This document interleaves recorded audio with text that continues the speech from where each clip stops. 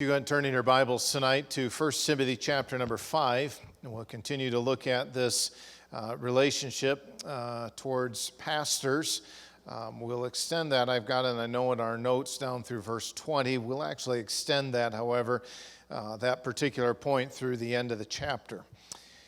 Having grown up in and been involved in ministry my entire lifetime, I've seen aspects of ministry that there are a lot of people who fail to understand those aspects. The average church member sees a man stand in a pulpit week after week and have very little clue regarding the burdens and the realities that he as an individual face as well as his family face every single day. They'll observe a smile on his face on Sunday and conclude everything must be well.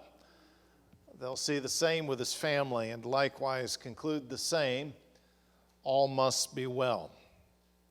But I will say, having witnessed it as a son, having been a part of it as well as a pastor or involved in the ministry with a family, I will also say this, that oftentimes behind that smile is a battlefield that is seldom known and seldom even considered.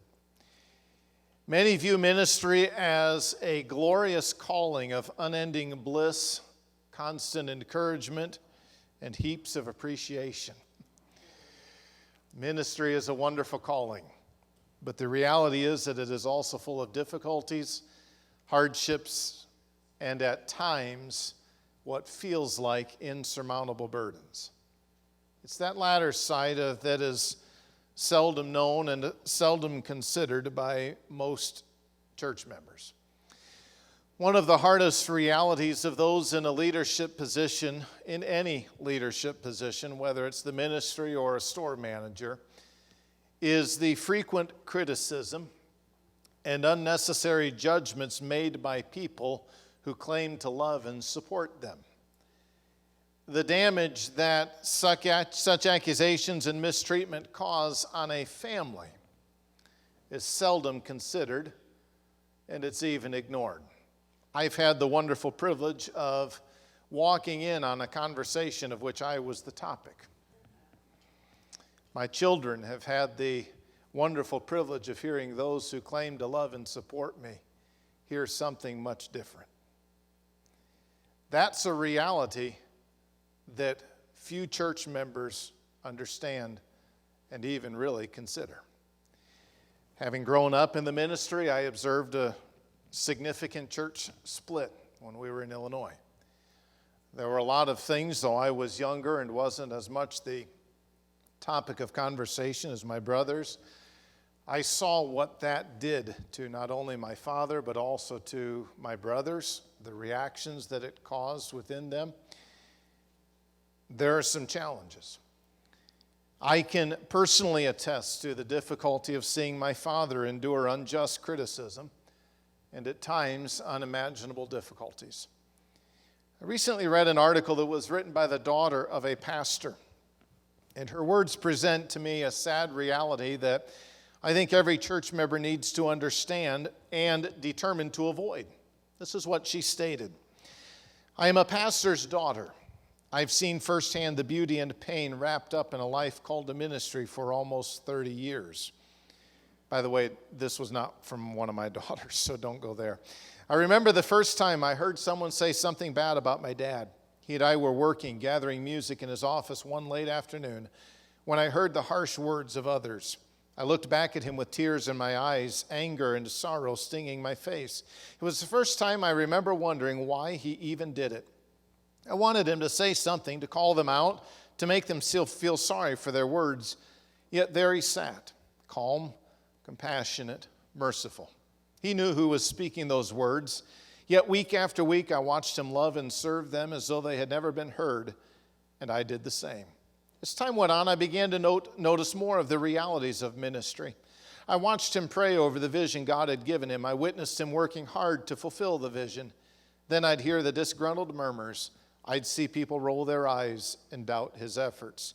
I watched him pour into people as they turned their back to him the moment they didn't like what he had to say. I saw him on his knees praying for so many he genuinely loved. I witnessed the tears of pain that fell from his eye. Members would walk right up after service just to tell him how much they hated it. When I'd cause trouble on a Saturday night, he would still get up with a heavy heart on Sunday to lead us in worship. Though there were times he didn't understand God's plan, he would still choose to trust him, knowing his plan was good. Yet even in the midst of God's will, even with a family that loved Jesus, even with all the joys of serving, ministry was all caps hard. Ministry hurt. Ministry has cost all of us something. We have the scars to prove it.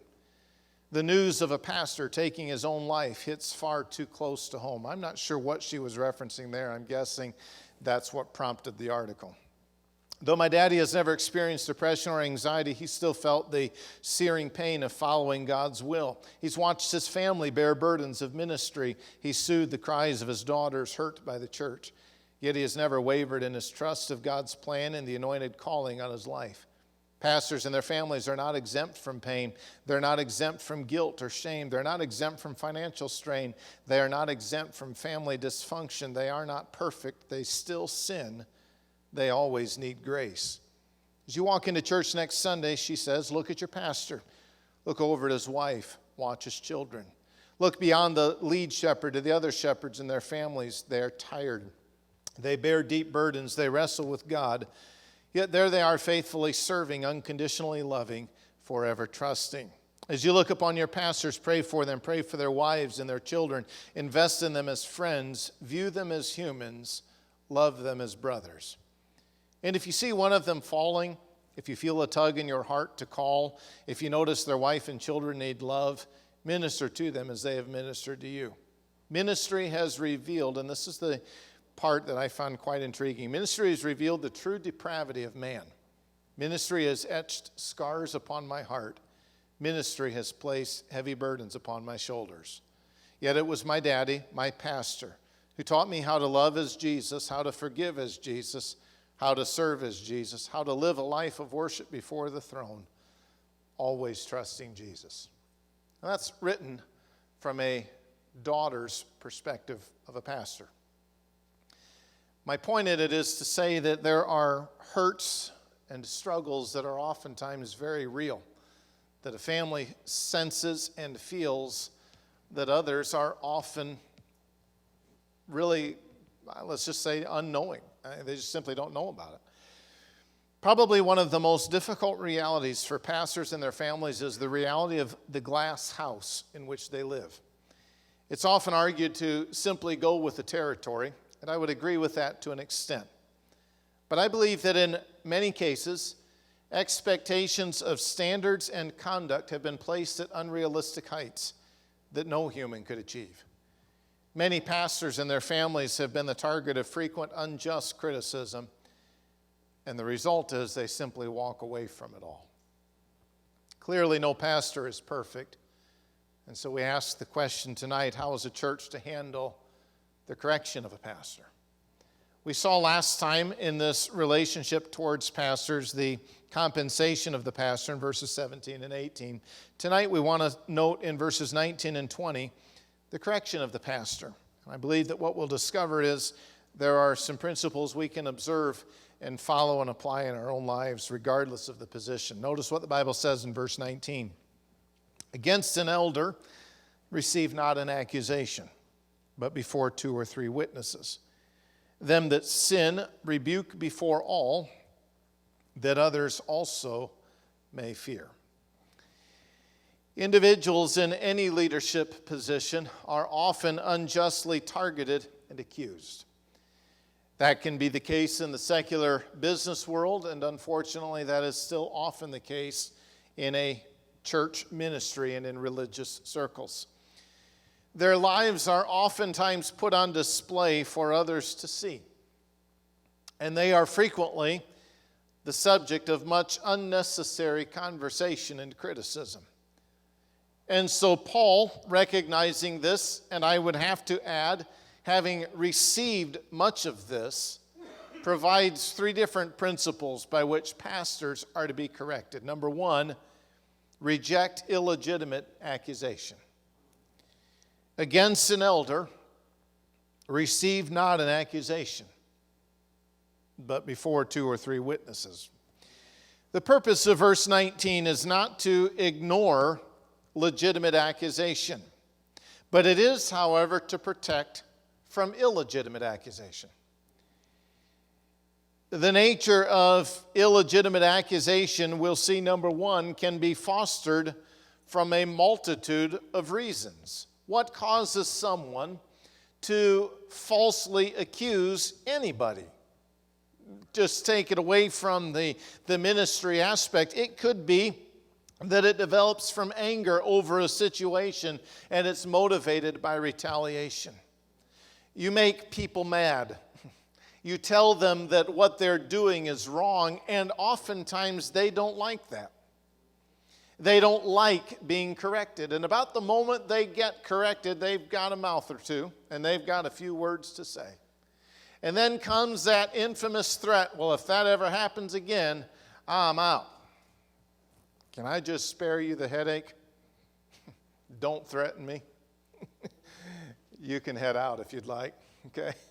There's no reason to do it. If that's going to happen again, it's probably going to happen again. That's the nature of humanity. You will be wrong. I will be wrong. That's the reality. Sometimes it's motivated because they are jealous over someone else's success. So they'll throw an accusation. Others disagree over decisions and begin making false accusations. They just don't like how it was handled. Some cases, accusation is made that is based on a simple misunderstanding that was never sought to be clarified. It's amazing how many times we'd rather live in the realm of misunderstanding instead of just clear it up. Did I hear you correctly? This is how I took it. Husbands and wives, if they have a marriage that lasts, have had these conversations many times. The wife says to the husband, hey, is this what you meant? And the husband's like, no, absolutely not. Well, this is how I took it. And meanwhile, the husband is saying, he's so far off from that it's like, okay, we're not even remotely on the same page here. We're not even in the same book. Okay? These are discussions that have to happen. If you just are content to be mad, there's a problem with that spiritually. In other cases, illegitimate accusation may come from incorrect perceptions. Well, I saw so-and-so walking out of such and such. You need to be very careful about that perception. Illegitimate accusations, regardless of the basis, must be avoided. Number two, one of Satan's most effective tools in disrupting the work of God is slander. Revelation chapter 12 and verse 10 describes Satan as the accuser of our brethren. Satan often engages in accusations, and he does so, I believe, to hinder the work of God. Tragically, those who engage in false slander are actually tools of Satan to hinder God's work. Obviously, we have to develop God's perspective then on the nature of slander. What is it that the Bible teaches? Proverbs chapter 6, verses 16 through 19, lists 6 different things that are an abomination to the Lord. I want you to notice verse number 1, or the last verse, verse 19. He that soweth discord among the brethren. I do find it quite interesting as you go through that many of these things that are listed are things.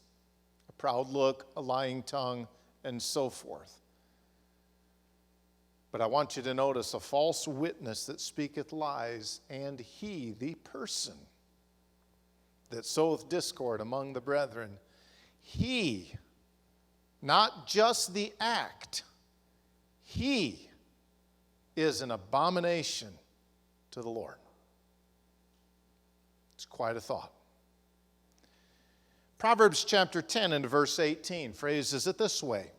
He that hideth hatred with lying lips, and he that uttereth a slander is a fool. Throughout the book of Proverbs, the fool is never presented well. Proverbs chapter 26 and verse number 20. Where no wood is, there the fire goeth out. So where there is no talebearer, the strife ceaseth. What I want you to understand is God does not only not condone the slander, but he does not tolerate those who give an ear to it. Here's the principle that is taught in Proverbs 26 and verse 20. If there is going to be a fire, there has to be something that is able to be burned. If you remove the talebearer from the situation, the strife ceaseth. Do you know how much gossip stops by just not paying attention to it? Okay? Both are equally wrong. The one who is spreading the gossip and the one who is giving an ear to it. So just as fire is dependent upon something to burn, strife is dependent upon a talebearer. But if the talebearer does not have an ear to speak to, the fire goes out. Within my years of administration in the school, I discovered very quickly, I learned it first as a teacher, but it became more evident as the administrator. The spokes of a wheel go back to the same hub. Problem after problem after problem after problem. And after a while, you start seeing where all those problems go back to, and there's a common denominator there. There's a problem there. You don't want to be the hub of that bicycle wheel. False accusation, number 4, is often the result of negativity that has been permitted to fester. And it motivates itself in a number of ways. What I want you to see is that negativity towards any individual is going to grow to the point that it will become consuming. How does this negativity manifest itself? Well, it always is going to manifest itself in certain attitudes and actions. Number 1, it will manifest itself in unattainable standards. If you are guilty of having this kind of a negativity, then whoever it is that it's directed to, they can't do anything right. It's unattainable standards. They could give you $1 million and it still wouldn't be done the right way. Okay? They could wash your car, but it's not going to be done right. It's not going to be done to your satisfaction. Number 2, it can manifest itself in unwise and unfair comparisons. You ever notice how often we set ourselves up as the final authority? Well, if it were me, I'd do it this way. Let me ask, does the reality of someone who maybe differs or disagree mean that they are wrong? Not necessarily. You can get to a lot of places a lot of different ways in Burke County. You can go to Walmart multiple ways.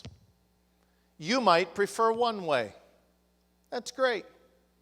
Someone else might prefer a different way. You might say, well, the only way that you can go is the interstate. Does that mean someone who goes through town is wrong?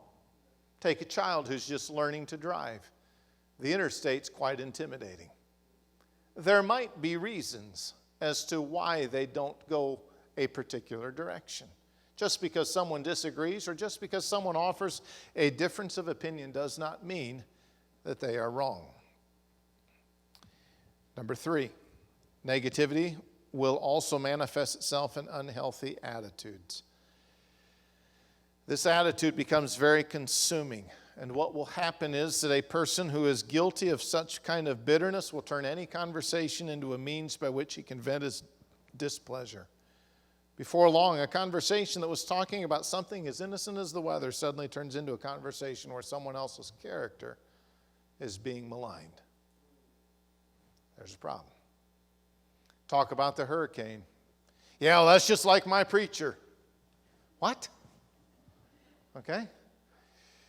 You ever heard those kinds of statements or similar analogies where you're talking about one thing and all of a sudden here's the comparison that's drawn? There's a problem here. Number 5, it will manifest itself in unbridled statements and opinions. This negativity has reached a point where it's consumed his life. I'm sorry, number 4, I guess, is unhealthy relationships. I skipped that one. Unhealthy relationships. Constant discord. Constant negativity. Let me ask, is God honored in that? Is God glorified if that's our mindset?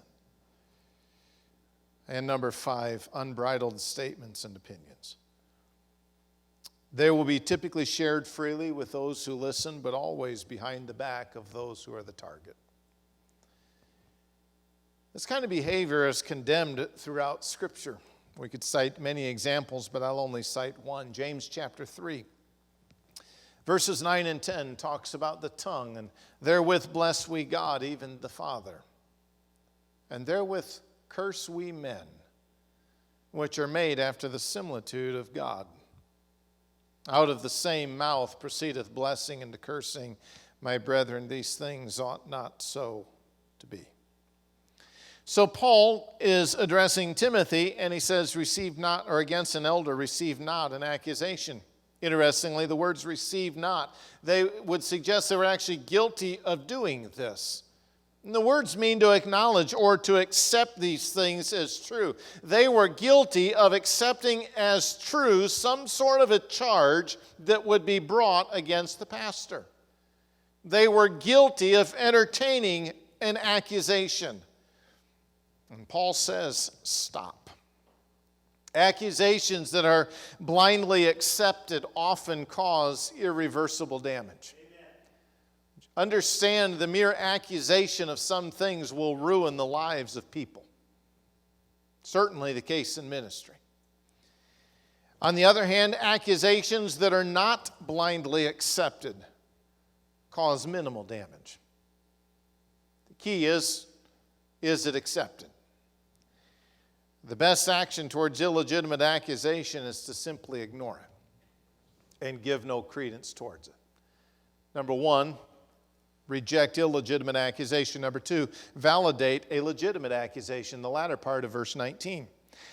Against an elder receive not an accusation, but before 2 or 3 witnesses. Paul demands that an accusation only be accepted in the presence of 2 or 3 witnesses. And we find throughout the Bible that this is the principle of 2 or 3 witnesses, and that's often God's method to validate claims. Just notice some references. Deuteronomy chapter 17 and verse 6, at the mouth of 2 witnesses or 3 witnesses shall he that is worthy of death be put to death.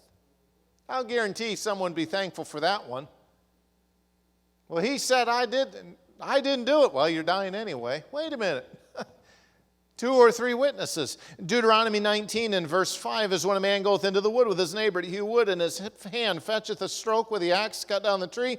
And the head thereof slippeth from the helve and lighteth upon his neighbor, that he die. He shall flee into one of those cities and live. And I got the wrong reference there, so don't worry about that one. Matthew 18, verse 16.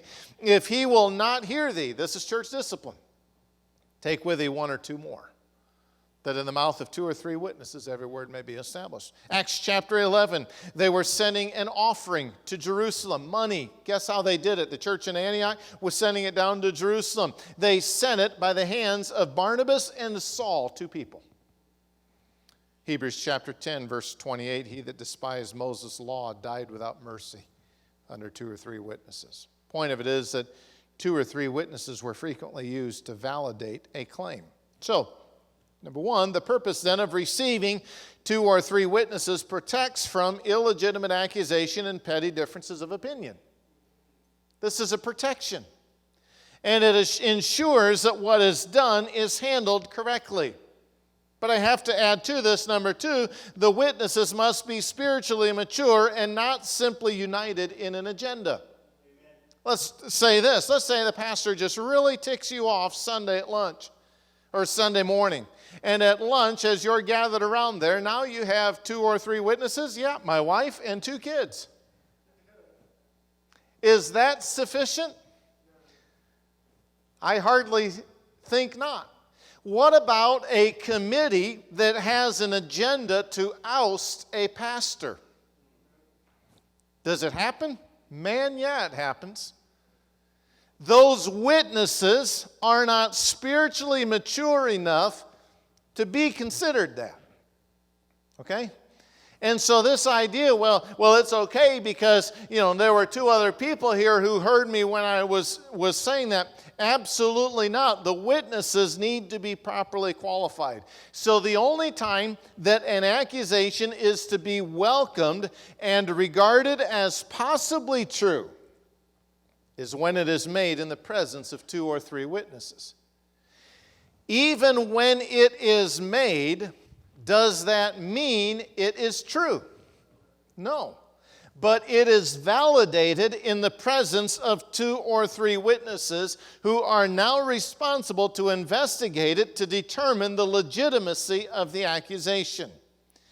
If people would implement that principle, churches would be far more unified, and churches would ultimately be glorifying God and advancing His work. But oh, what happens when one person gets his feelings hurt? When one person is told, you can't do that anymore, the hair on the back of the neck goes up. And most of the time, the words come out. Number 3. Not only do you reject illegitimate accusation and then validate a legitimate accusation, but number 3, you rebuke them that persist in sin. Verse 20. Them that sin rebuke before all, that others also may fear. While illegitimate accusations are to be ignored, legitimate accusations are to be addressed. Okay? Pastors are not perfect. Leadership is never to be regarded as a position of entitlement. Instead, leadership is always a position of increased accountability. A leader who views himself as exempt from God's authority fails to realize he's been put in that position by God. He has allowed that authority to become far too much, something that he's clutched at, and it has become obviously a problem. There are some pastors who view themselves as being above the rules. Let me just tell you that such pastors are not fit to lead and ought to be removed from office. Period. It's not appropriate. Well, the Bible does not specifically identify them that sin. The context says we're talking about the elders. We're not talking about the church members. That's another passage. The elders that sin, and it is guilty, they are guilty of continued sin, not merely an isolated occurrence. This is a pattern that has been developed. Those individuals who are continuing in sin are to be rebuked on the basis of sin. Them that sin, rebuke before all. Not them that you disagree with. Okay? You're dealing with sin. That's when the rebuke comes. Amen. It's not that we say, well, you know what, I think the pastor's got too new of a car, so we need to have us a meeting. We need to get that kind of thing straightened out. And I'm telling you, as sure as I'm standing here, those kinds of things take place all the time. And if you are unaware of that, great. I'm glad you are. But I'm telling you, these things happen. What happens when a church treasurer refuses to give any financial information to the pastor of the church? I know a pastor who battled that. Would not give a single report to the pastor. Okay? There were some significant problems within that setup, okay? So I just can't believe that happens. It happens. I know a church, they literally split over the color of the carpet in the auditorium. It's tragic. This is not what we're to be. These pastors are guilty of sin. They've caused probably a violation of the requirements in 1 Timothy 3, and they're not blameless. So the responsibility is then, you are to rebuke them before all. It is a public rebuke, not motivated by a sense of revenge or a desire to humiliate. But it's motivated instead so that, for the purpose or with the result that the others also may fear. What about everyone else?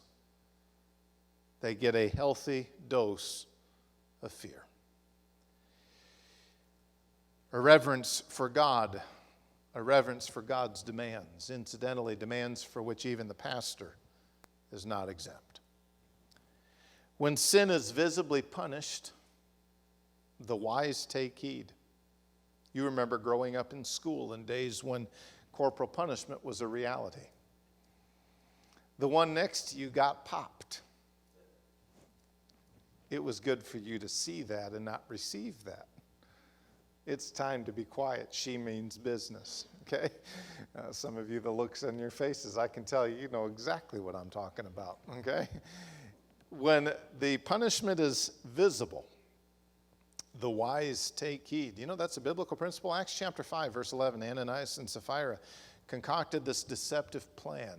They were both struck dead. The Bible says that fear came upon all the church and upon as many as heard these things. Pastors face the reality the ministry is a two-sided coin. We spoke last time on double honor. That's balanced with increased accountability. To emphasize double honor to the exclusion of increased accountability is to distort the teaching of the Word of God. Congregations cannot turn a blind eye to the sin of leaders, nor must they engage in illegitimate accusation and criticism. Pastors who commit sin must be handled biblically, and individuals within a church must never welcome or accept as true any accusation that has not been validated by 2 or 3 witnesses. Even then, it's not simply, I don't like what he said. It's got to do with sin. Ministry, it's hard. It's rewarding. It's an incredible calling, but it has many, many challenges. Many families, children in particular, have been hurt because of illegitimate accusations that their father has faced. Let's not ever let that be said of those in this room. You may disagree. That's your opinion. But let's not ever, in any regard towards anybody, not just me, go down that path of talking about people. It's not a good pattern.